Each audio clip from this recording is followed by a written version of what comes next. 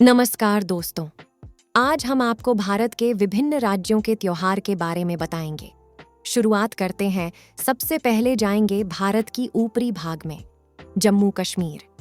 जी हाँ, जम्मू कश्मीर में प्रसिद्ध त्योहार है लौसर।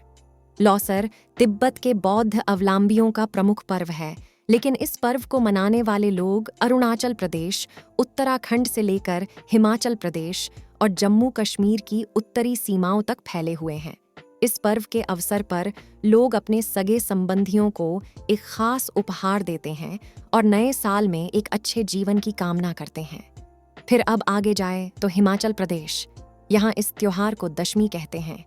आश्विन महीने की 10वीं तारीख को इसकी शुरुआत होती है। कुल्लू का दशहरा पर्व परंपरा, रीति रिवाज और ऐतिहासिक दृष्टि से बहुत महत्व रखता है। जब पूरे भारत में विजयादशमी की समाप्ति होती है, उस दिन से कुल्लू की घाटी में इस उत्सव का रंग और भी अधिक बढ़ने लगता है और भगवान रघुनाथ की भव्य रथ यात्रा से दशहरा शुरू होता है और सभी स्थानीय देवी देवता ढोल नगाड़ों की धुनों पर देव मिलन में आते हैं। और अब हम हिमाचल प्रदेश से आगे दर्शन के लिए जाएं तो आता है अपना सरदा पंजाब। पंजाब में लोहड़ी त्योहार लोकप्रिय है। जब अकबर के समय में दुल्ला भट्टी पंजाब प्रांत का सरदार था, उसे पता चला कि संदलबार वर्तमान पाकिस्तान में लड़कियों की बाजारी होती है। तब दुल्ला ने इसका विरोध किया और लड़कियों को दुष्कर्म से बचाया कर उनकी शादी करवा दी। इस विजय के दिन के कारण भी लोग लोहड़ी का पर्व मनाते हैं और लोहड़ी का त्योहार सूर्यदेव और अग्नि को समर्पित है। इस त्योहार में लोग नई फसलों को अग्निदेव को समर्पित करते हैं। अब दोस्तों, हम आगे देखें तो हरियाणा आता है। क्या आपको पता है हरियाणा का लोकप्रिय त्योहार कौन सा है?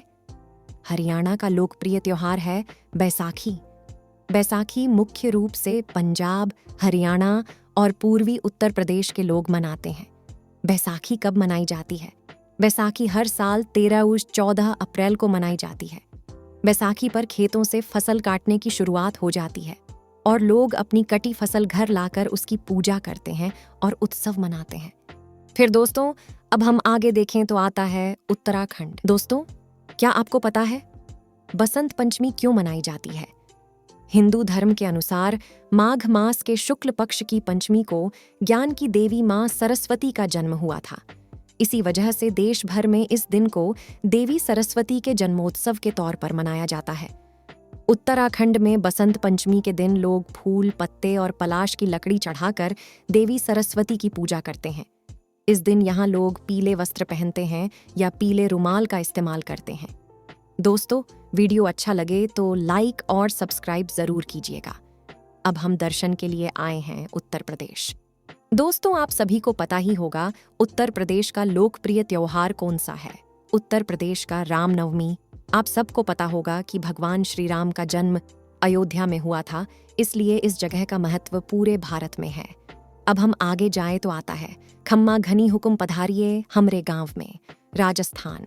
राजस्थान का लोकप्रिय त्योहार है गणगौर।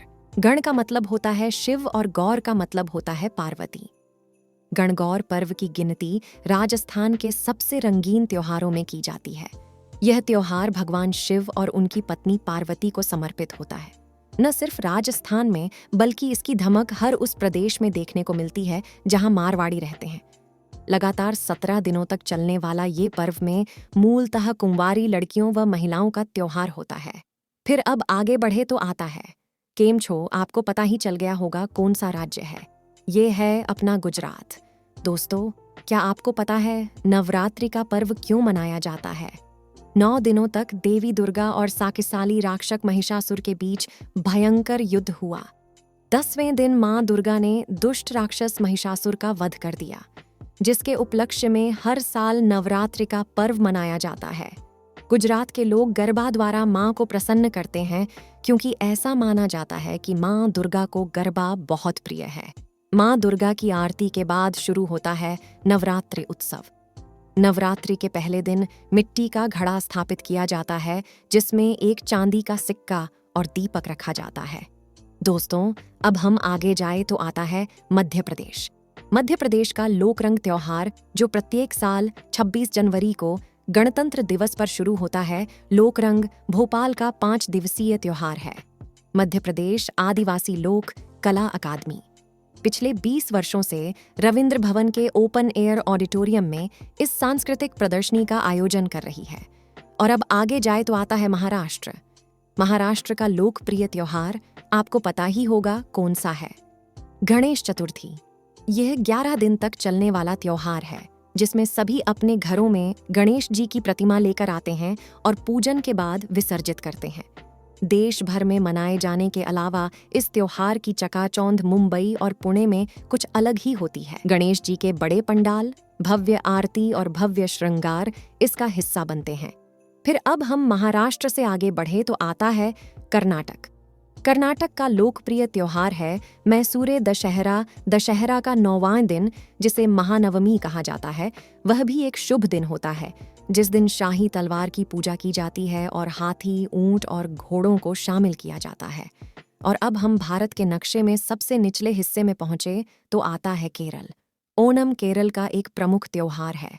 ओणम का उत्सव सिंहम मास में भगवान वामन की जयंती और राजा बलि के स्वागत में प्रतिवर्ष आयोजित किया जाता है, जो 10 दिनों तक चलता है। ओणम के 10वें दिन जैसे ही राजा बलि का आगमन होता है, लोग एक दूसरे को बधाई देते हैं और पकवानों से थालियों को सजाया जाता है। इस दिन को दूसरा ओणम कहा जाता है। ओणम के 11वें दिन को तीसरा ओणम कहा जाता है। इस दिन राजा बलि को वापस भेजने की तैयारी की जाती है। और केरल के दायां ओर आता है तमिलनाडु। पोंगल तमिलनाडु का लोकप्रिय उत्सव है। पोंगल उत्सव 4 दिनों का उत्सव है जो भोगी पोंगल से शुरू होता है और कन्नुम पोंगल के साथ समाप्त होता है। लोग प्रत्येक दिन को उसके महत्व के अनुसार मनाते हैं। पहला दिन भगवान इंद्र को समर्पित है, दूसरा भगवान सूर्य को, तीसरे दिन मवेशियों की पूजा की जाती है और अंतिम दिन पक्षियों को धन्यवाद देने के लिए आरक्षित किया जाता है। दोस्तों, हम आगे बढ़े तो आता है आंध्र प्रदेश। दक्षिण भारत का प्रमुख पर्व उगादि को मनाने के पीछे कई पौराणिक कथाएं प्रचलित हैं।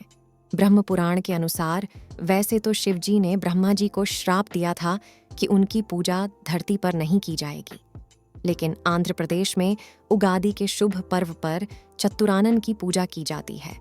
कहा जाता है कि इस दिन ब्रह्मा जी ने दुनिया की रचना की थी। और अब आगे जाए तो आता है तेलंगाना। तेलंगाना का लोकप्रिय त्योहार है बोनालू।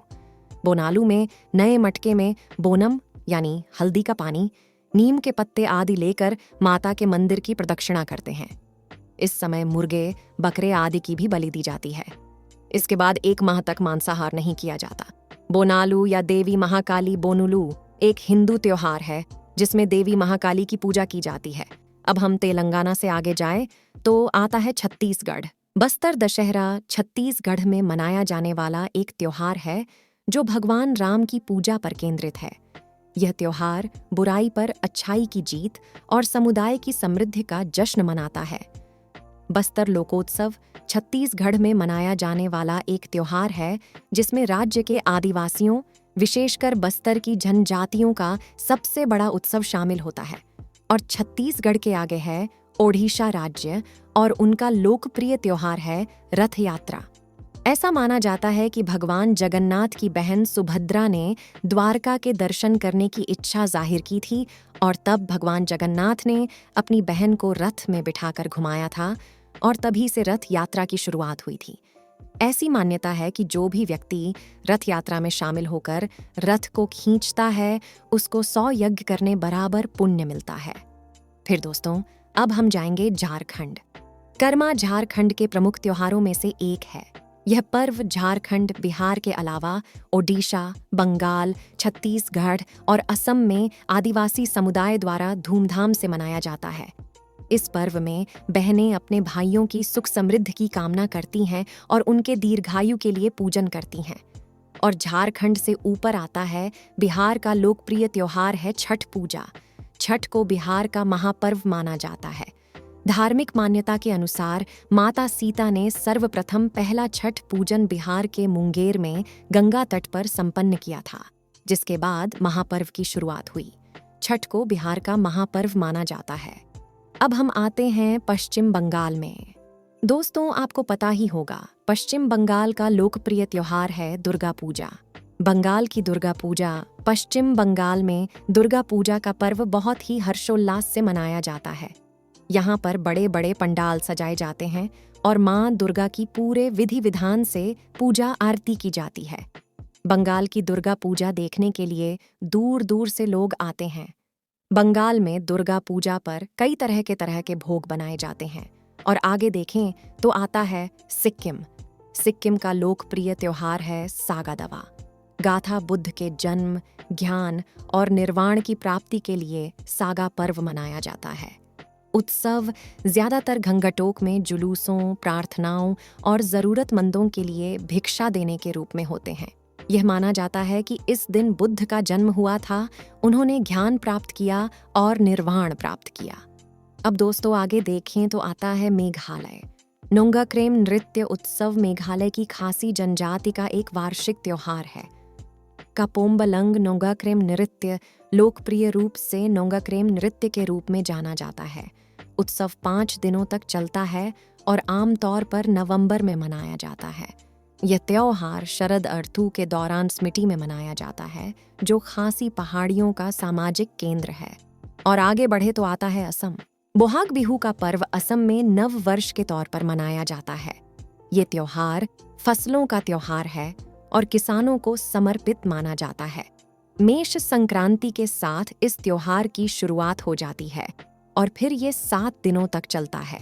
अब दोस्तों असम से आगे देखें तो आता है अरुणाचल प्रदेश। सोलंग अरुणाचल प्रदेश की आदि जनजाति का सबसे लोकप्रिय त्योहार है, जो हर वर्ष सितंबर महीने की शुरुआत में मनाया जाता है। ये मुख्य रूप से कृषि आधारित त्योहार है। ये लोगों की सामाजिक धार्मिक विशेषताओं को भी दर्शाता है। और अब हम आगे बढ़े तो आता है Nagaland. Hornbill festival Naga heritage गांव किसामा में आयोजित किया जाता है, जो कोहिमा से लगभग 12 किलोमीटर दूर है। इस समारोह में नागालैंड के सभी जनजाति हिस्सा लेते हैं और ये अनिवार्य है।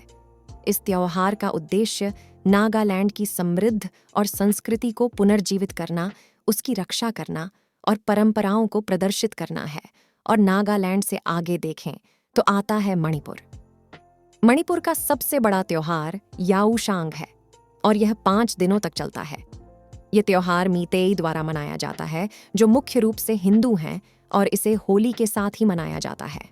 मणिपुर से आगे बढ़े तो आता है मिजोरम। चापचर कुट मिजोरम भारत का एक त्योहार है। यह मार्च के दौरान झूम कृषि के सबसे कठिन कार्य के पूरा होने के बाद मनाया जाता है, अर्थात जंगल समाशोधन, जलने के अवशेषों को साफ करना। यह एक वसंत त्योहार है जिसे बहुत श्रद्धा और उल्लास के साथ मनाया जाता है। अब दोस्तों भारत का आखिर राज्य आता है त्रिपुरा। त्रिपुरा का लोकप्रिय त्योहार है खर्ची पूजा। खर्ची पूजा मुख्य रूप से शाही राजवंश की देवी त्रिपुरा सुंदरी को समर्पित है, जिन्हें खर्ची या खारचा बाबा के नाम से भी जाना जाता है। ऐसा माना जाता है कि त्रिपुरा सुंदरी भूमि की अधिष्ठात्री देवी हैं और त्रिपुरा के लोगों की रक्षा करती हैं। दोस्तों वीडियो अच्छा लगे तो लाइक और सब्सक्राइब जरूर कीजिएगा और अपने फ्रेंड्स के साथ शेयर कीजिए।